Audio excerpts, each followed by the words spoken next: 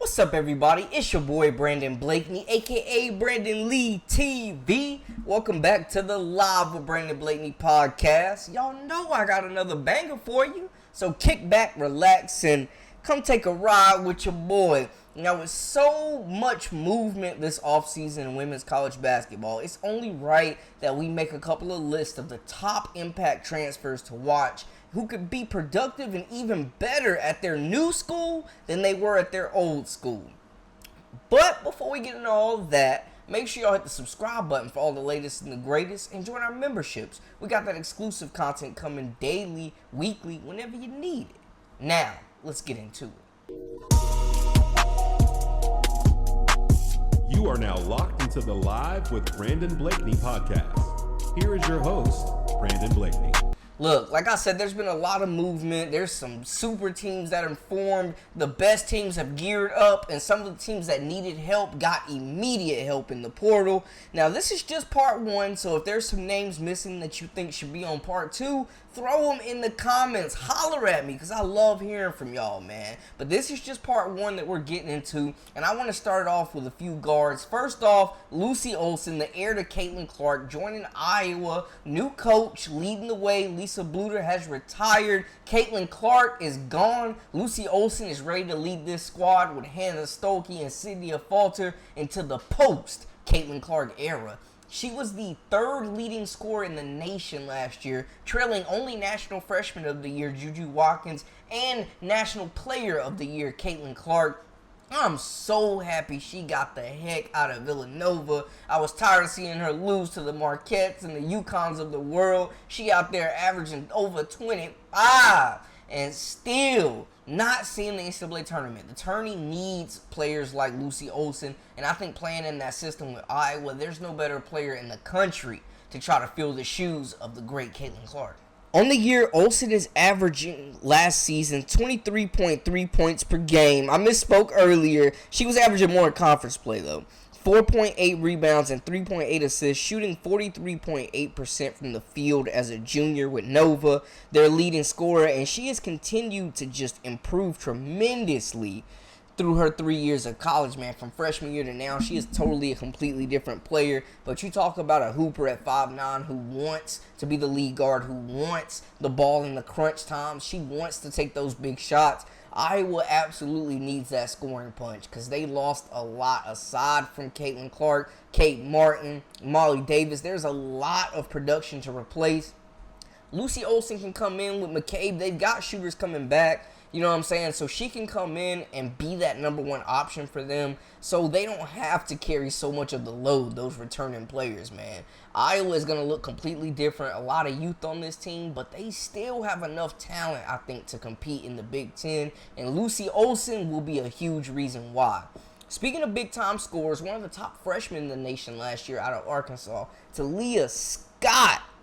Now, we know Arkansas lost a whole haul. Them players was jumping ship like it was sinking, y'all. Like it was the Titanic. Taliah Scott finds a new SEC home in Auburn, a team in dire need of scoring. And that is exactly what Scott can bring, a straight-up bucket, instant offense. I think this was a wonderful move. Auburn lost a lot of production from last year, but they still bring back some key pieces to be a defensive presence. And then they have a superstar, number one option, 20-point-per-game scorer in Scott, who set the nation on fire. She battled some injuries last year and missed some crucial games, but when she was healthy, she was on, and she was in that loaded SEC conference with the likes of Malaysia Full-Wiley and Michaela Williams, Tessa Johnson. Like, there were a lot of good freshmen in that SEC, man, that she was competing against for Freshman of the Year honors. But Scott definitely etched her name as one of the most prolific scorers that we've seen as a freshman. And I expect her to get more shot opportunities and to be able to be that lead guard and execute more with Auburn. She's going to be asked to do a lot. Last season for Arkansas, Scott averaged 22.1 points per game, 3.3 rebounds, and 1.5 assists. Now, she's not really known as a playmaker per se, but that offense is going to be the truth, man. She shot 40.7% from the field. Want to see her be a little bit more effective, but she's a freshman. She's going to continue to grow. Another smaller guard. You want to see those assists tick up. She's going to need to get these Auburn Tigers, her teammates, involved for sure. The SEC, man, if you finish 10th in that conference next year, you might be going dancing low-key. But Auburn played some tough games. They were in a lot of games. They're scrappy. They're tough. They're defensively, they got the upset over LSU. Like, Auburn, man, they're scrappy. You know what I'm saying? They're going to make you work out there. It's no easy wins out there, man. And now what they were missing last year was a true number one scorer that could really... They ran out of gas a lot last year on the offensive side. Now they have an elite scorer, one of the best scoring guards in the nation, to come and shoulder that load and be that X factor and that closer that they were missing last year. We mentioned some super teams, y'all. Oh, my goodness. USC. Oh, my goodness. Southern California bringing in arguably the top draft pick for next year's WNBA draft in Kiki Iriafen. Oh, my goodness. The Stanford Cardinal had a breakout season last year, and she is looking like a candidate to be Player of the Year next year. Pairing her with Juju Watkins is just not fair. Ryan Marshall as well. Like, that front court for USC is going to be insane. But we saw Kiki really take that next step this year.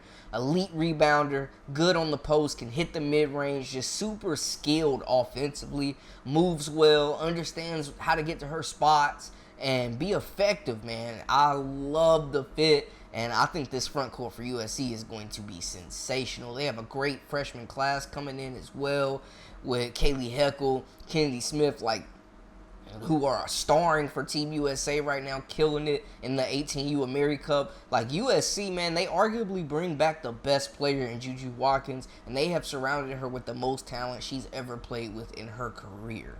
And we mentioned, man, Kiki was a dominant force for Stanford, led them in points and rebounds, averaged 19.4 points per game, 11 rebounds, which was 9th in the nation, and she averaged 2.3 assists on 54.6% shooting for the 6'3 junior, who has just continued to elevate her game with more minutes and demand the respect of defenses. She's a capable passer, super skilled, and she will be the best low block player that USC has had in some time, respectfully.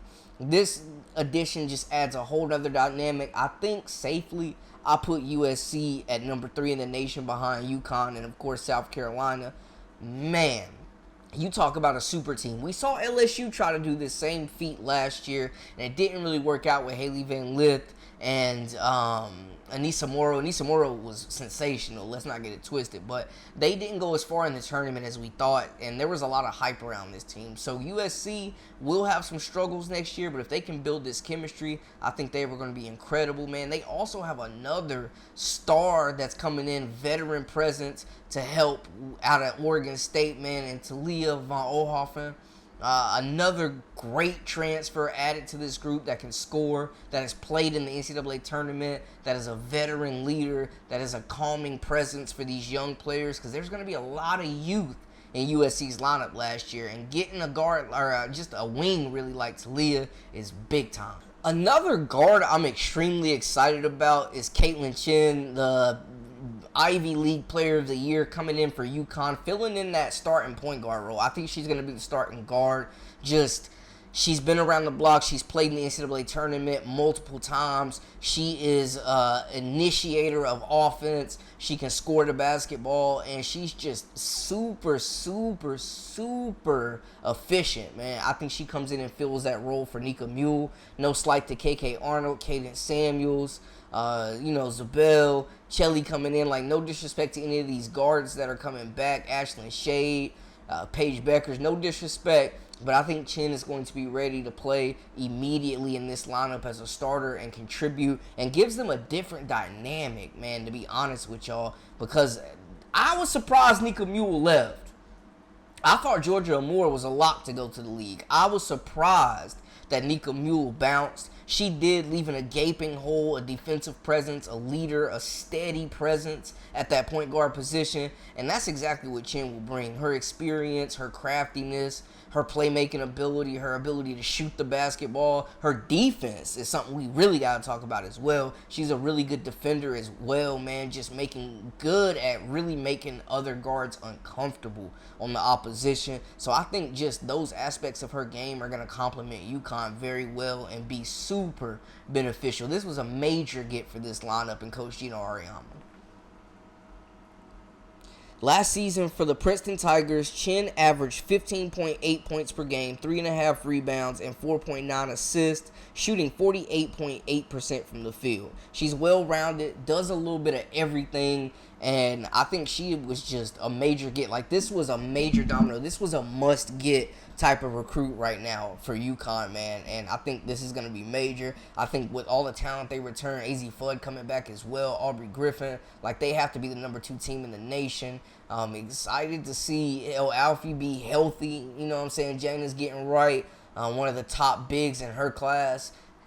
International experience, like, Uconn is loaded top to bottom, and I think Chen is going to fit right in. She's already on campus, getting shots up, gelling with these teammates of hers, these new teammates in her new environment. So lucky for Uconn, the Ivy League does not allow grad transfers, but you know what? The Big East certainly does.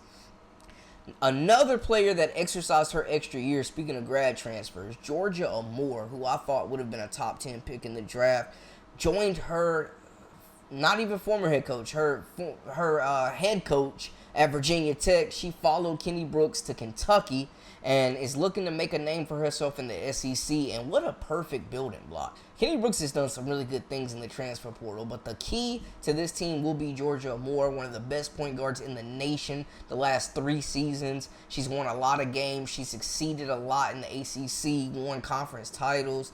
Georgia Amoore is the real deal. She can shoot that rock. She's elite in the pick and roll. Nice first step. Big time shot maker, can get paint touches. Like, I love her game. She has the potential to be the top guard in the nation at the point guard spot next season, and she did her thing at Virginia Tech for many years. She's an assassin out there.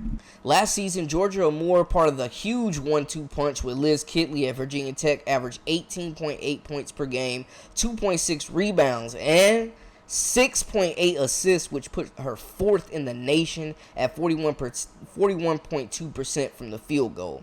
Man, when you're building a new program and you can have a steady presence, a reliable, elite point guard to build around, that was huge. This was the biggest domino for Kentucky to turn things around. They've been at the bottom of this conference, and Kenny Brooks is continuing to do his thing on the recruitment trail, and it's looking like he's going to turn this thing around a lot sooner than later. But a more huge get. Love her game, love her decision-making. She's an elite passer, elite court vision. Gets good zip on the ball. She may be the best point guard in the SEC next season, man. She's coming in with a big-time resume as a winner. And I love the fit at Kentucky. I love that she's going to be in that system. I love that she's going to be playing in an extremely tough conference. And I think she will be a nationally known name after next year for sure. Y'all, we saw the Baylor Bears wreak some havoc last year, man. Got some really big wins. I love their roster. They're returning a lot of talent, a lot of experience. But, man, they went out there and got Hailey Van Lith from Colorado, y'all. Major get. One of the versatile forwards in the nation. One of the just took a big step forward this year with her scoring ability. Has a nice touch around the rim. Very, very finesse, but also can play physical. Great footwork, body control. Can finish through contact, can shoot the 3, can spread the floor, man. Like, I'm excited for her to join this Baylor squad, who, was lacking a little bit of inside production last year, to put it lightly. The guards were definitely getting busy. They did have, some solid post presence, especially on the defensive side, but nowhere near Von Lith's talent, man. She's going to add a different dynamic, someone that they can just throw the ball down low to and get a bucket and be a reliable low block presence. And she's also a willing shot blocker and rebounder as well, man. So I thought this was huge. This was a sneaky good signing, and I didn't really see a lot of people talking about this one. But big ups to Baylor, man. Last season, Von Lith averaged 14 points, 5.1 rebounds, and 1.4 assists while shooting 54.9% from the field. The 6'3 junior has continued to improve and add different elements to her game since she's been in college. She was a big part of why Colorado was in the running for that national championship this past year, one of their top scorers. So I think Baylor got a home run hit with Von Lith. I'm excited for this one for sure. Can we talk about Texas, though, man? Landing Laila Phelia. Oh, my goodness. One of the top scorers, one of the top transfers. They lose Rory Harmon, and we think all is lost. Madison Booker becomes a very capable and reliable playmaker running the show for this team. And they brought in some good transfers. They bring back a lot of talent. They bring in Jordan Lee, the freshman, lockdown defender playing for that U18 team. They get Rory Harmon back, Madison Booker in that backcourt, and now they're joined by Phelia. Oh my gosh. We talk about a lockdown defender. They are going to be strapping up on that perimeter, man. But then you add in the 3-level scoring prowess, her ability to shoot the basketball, create off the dribble, get her own shot, play within the function of an offense, and not be a chucker out there. I mean, this is just a match made in heaven, y'all. I think between Notre Dame, UCLA, and Texas, you can kind of shuffle them around how you want. But if you had Texas at 4, I would not be mad at you, because that is going to be a whole lot of firepower to deal with. They did lose some size in the portal, but they also brought some men. I think they are going to be even better than next year, man. And I think Rory Harmon comes out on a mission. Last season, Phelia averaged 16.8 points per game, 3.6 rebounds, and 2 assists, shooting 42.3% from the field. The junior 6-foot guard, big wing, is going to bring a very, very nice scoring presence for the Longhorns, man. They're going to be able to outscore teams, run, shut you down. That perimeter defense is going to be spectacular, and I'm excited to see what they do next year, man. It's going to be some great things going on in Austin for sure with that lineup, man. Very, very high-powered offense, high octane, very much so. Also, another guard that is starting on a new, fresh journey, a last chance U of sorts. Hailey Van Lith is going to TCU to be the number 1 option out there, staying in Texas, y'all. Man, I think this is going to be good for her. I think before she got, I know there's a lot of critics, there's a bad taste in our mouth from that UCLA experience. Well, let's not forget what she did in her last year at Louisville. 19.7 points per game, getting it done. Honorable mention, All-American. One of the most tenacious bucket getters in the country. We saw flashes of it in the SEC tournament, man, but it just never all clicked. Now I think she gets a much-needed fresh start at TCU, where she can be the number 1 option, playing for a team that was America's darlings for a little bit, undefeated, lost majority of their roster to season-ending injuries, and had to have open tryouts to have enough players to field a team, y'all. Oh my goodness. So it's just crazy to see, but it's dope that this is like a last chance U. I think coming into LSU, she was on some draft boards. Could have been a second-round pick. Completely played herself out the WNBA. I think she had a big summer with the 3v3 team. She's joining that team again for the Paris Olympics, the 3v3 women's national team for Team USA. So I think that playing against those pros, playing with the likes of Ryan Howard, is definitely going to benefit her at the next level heading into her last year of college. TCU, they're bringing back a lot of talent. Their coach is building something special there, and now he has another weapon in the backcourt, a go-to scorer who's played in a lot of big games and isn't afraid of the big moment. I think we got to remember, we're in this world where it's like instant gratification. What have you done for me lately? But Hailey Van Lith was cooking for multiple years at Louisville. Let's not forget, let's put some respect on her name. She's coming back as one of the most productive college players that is left from that class, with Caitlin Clark as well as Paige Beckers, who's also back. But I think Hailey Van Lith reinvents herself and has a big year in not an easier conference, but definitely I don't think she will be getting exposed as much on the defensive side or getting attacked. Maybe they can shield her a little bit better. But she got to work on that lateral quickness, dog, straight up. Last season for the LSU Tigers, Van Lith averaged 11.6 points per game, 2.4 rebounds, and a career high 3.6 assists, shooting 37.8% from the field. I want to see her definitely shooting percentages go up. I think she'll get more shots at TCU because she was like the 4th, 5th option sometimes at LSU. So I think, she was open a lot and didn't get the ball. I think that will change. I think she'll have the ball in her hands more and be able to make decisions. She tried to go and learn a new position under Kim Mulkey, playing more on the ball, ended up losing minutes to Last Terpoa, but she did average a career high in assists. So there is some, positive takeaways from the season.